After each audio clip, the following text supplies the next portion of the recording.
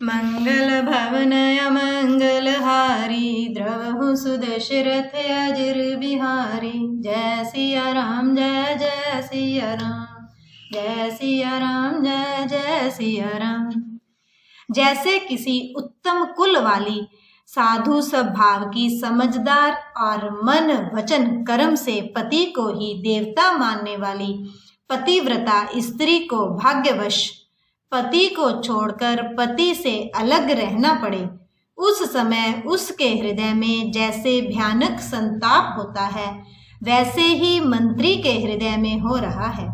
नेत्रों में जल भरा है, दृष्टि मंद हो गई है, कानों से सुनाई नहीं पड़ता, व्याकुल हुई बुद्धि बेठिकाने हो रही है, ओंठ सूख रहे हैं, मुंह में लाठी लग गई है, किंतु ये सब मृत्यु के लक्षण हो जाने पर भी प्राण नहीं निकलते, क्योंकि हृदय में अवधि रूपी किवाड़ लगे हैं।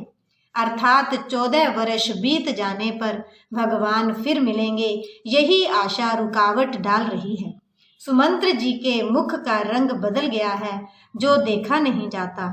ऐसा मालूम होता है मानो इन्होंने माता पिता को मार डाला हो।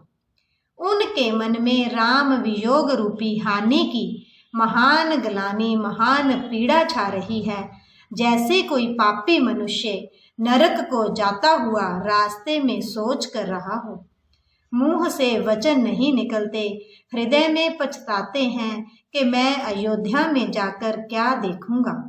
श्री रामचंद्र जी से शून्य रथ को जो भी देखेगा वही मुझे देखने में संकोच करेगा, अर्थात मेरा मुंह नहीं देखना चाहेगा। नगर के सब व्याकुल स्त्री पुरुष जब दौड़कर मुझसे पूछेंगे, तब मैं हृदय पर वज्र रखकर सबको उत्तर दूंगा। जब दीन दुखी सब माताएं पूछेंगी, तब हे विधाता मैं उन्हें क्या कहूँगा।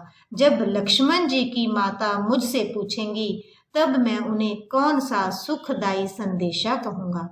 श्री राम जी की माता जब इस प्रकार दौड़ी आवेंगी, जैसे नई ब्याई हुई गो बछड़े को याद करके दौड़ी आती है, तब उनके पूछने पर मैं उन्हें यह उत्तर दूंगा कि श्री राम लक्ष्मण सीता वन को चले गए। जो भी पूछेगा उसे यही उत्तर देना पड़ेगा। हाय, अयोध्या जाकर अब मुझे यही सुख लेना है।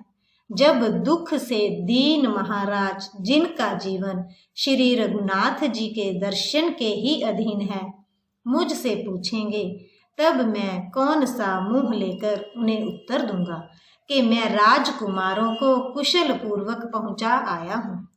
लक्ष्मण सीता और श्री राम का समाचार सुनते ही महाराज तिनके की तरह शरीर को त्याग देंगे।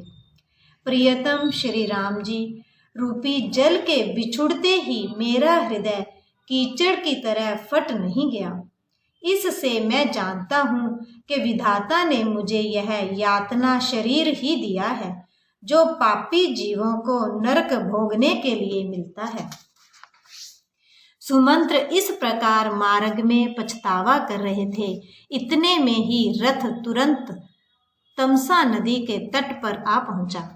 मंत्री ने विनय करके चारों निषादों को विदा किया। वे विषाद से व्याकुल होते हुए सुमंत्र के पैरों पड़कर लौटे। नगर में प्रवेश करते मंत्री ग्लानि के कारण ऐसे सकुचाते हैं मानो गुरु ब्राह्मण गो को मार कर आए हों। सारा दिन एक पेड़ के नीचे बैठकर बिताया। जब संध्या हुई तब मौका मिला। अंधेरा होने पर उन्होंने अयोध्या में प्रवेश किया और रथ को दरवाजे पर खड़ा करके वे चुपके से महल में घुसे। जिन जिन लोगों ने यह समाचार सुन पाया, वे सभी रथ देखने को राजद्वार पर आए। रथ को पहचानकर और घोड़ों को व्याकुल देखकर उनके शरीर ऐसे गले जा रहे हैं, क्षीण हो रहे हैं, जैसे गांव में ओले। नगर के स्त्री पुरुष कैसे व्याकुल हैं, जैसे जल के घटने पर मछलियां व्याकुल होती हैं। मंत्री का अकेले ही आना सुनकर सारा रनिवास व्याकुल हो गया। राजमहल उनको ऐसा भयानक लगा मानो प्रेतों का निवास स्थान शमशान हो। अत्यंत आरत होकर सब रानियां पूछती हैं, पर सुमंत्र को कुछ उत्तर नहीं आता। उनकी वाणी विकल हो गई, रुक गई है, न कानों से सुनाई पड़ता है और न आंखों से कुछ सूझता है। वे जो भी सामने आता है उससे पूछते हैं, कहो राजा कहाँ है। दासियां मंत्री को व्याकुल देखकर उन्हें कौशल्या जी के महल में लिवा गई। सुमंत्र ने जाकर वहां राजा को कैसा बैठे देखा, मानो बिना अमृत का चंद्रमा हो। राजा आसन, शैया और आभूषणों से रहित बिल्कुल मलिन उदास पृथ्वी पर पड़े हुए हैं। वे लंबी सांसें लेकर इस प्रकार सोच करते हैं मानो राजा ये याति स्वर्ग से गिरकर सोच कर रहे हों।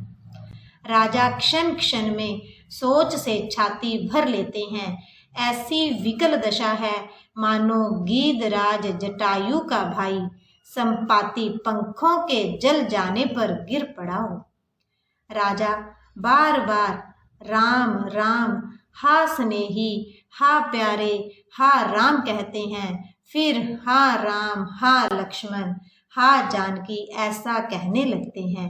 मंत्री ने देखकर जय जीव कहकर दंडवत प्रणाम किया। सुनते ही राजा व्याकुल होकर उठे और बोले, सुमंत्र कहो राम कहाँ हैं। राजा ने सुमंत्र को हृदय से लगा लिया, मानो डूबते हुए आदमी को कुछ सहारा मिल गया हो। मंत्री को स्नेह के साथ पास बैठाकर नेत्रों में जल भरकर राजा पूछने लगे, हे मेरे प्रेमी सखा, श्री राम की कुशल कहो। बताओ श्री राम, लक्ष्मण और जानकी कहाँ हैं। उन्हें लौटा लाए हो कि वे वन को चले गए। यह सुनते ही मंत्री के नेत्रों में जल भर आया।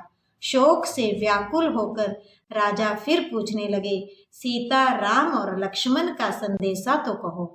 श्री रामचंद्र जी के रूप, गुण, शील और स्वभाव को याद कर करके राजा हृदय में सोच करते हैं और कहते हैं, मैंने राजा होने की बात सुनाकर वनवास दे दिया।